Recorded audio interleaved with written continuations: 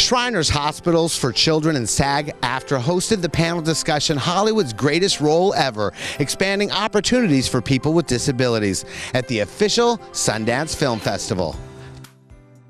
There are so many people that are differently abled in this country, and when we talk about healthcare and we talk about the needs of a nation, we don't even talk about the fact that in less than 4 years, 60% of this country is going to have 1 or 2 chronic illnesses.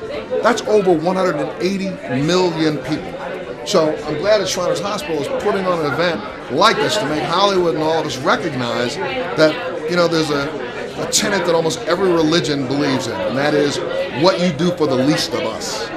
From the beginning, I didn't like calling myself an amputee because to me that means I've lost something. I would always say I have 2 prosthetic legs. So instead of saying I'm a double leg amputee, I always say I have 2 prosthetic legs, because to me I've gained that. I've gained so much more. And but what's exciting to me is just how you can get creative with it as well. I mean, yes, I would like to play roles of just kind of a normal person, but also having 2 prosthetic legs allows a lot of creativity and innovation that you can't do with somebody who's got real legs. I did a Madonna video years ago as well, and leave it to her to be a very forward-thinking person and be able to take these legs as something creative. Why make them look real? Why not make them look like something, anything? I think what's really cool about what this panel is about, hopefully educating people to hire more people with disabilities, is you put them on camera, and what you do is you empower those individuals that are starting their road to recovery.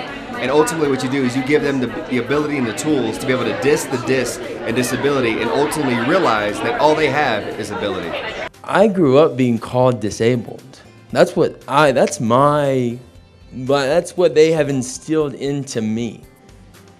When you have something, a challenge, an accident, something that happens onto you later in life, you weren't used to people calling you disabled. You weren't used to people just assuming and looking at you and seeing this shroud of disability. But I will say this just first and foremost, there are incredibly qualified, talented performers with disabilities, differently abled out there that you can contact the union, you can contact SAG-AFTRA to help the resources. There are all kinds of organizations, agencies to help find whether it's developmental disabilities, visible disabilities, invisible. So whether we call them disabled or differently abled, they have an issue.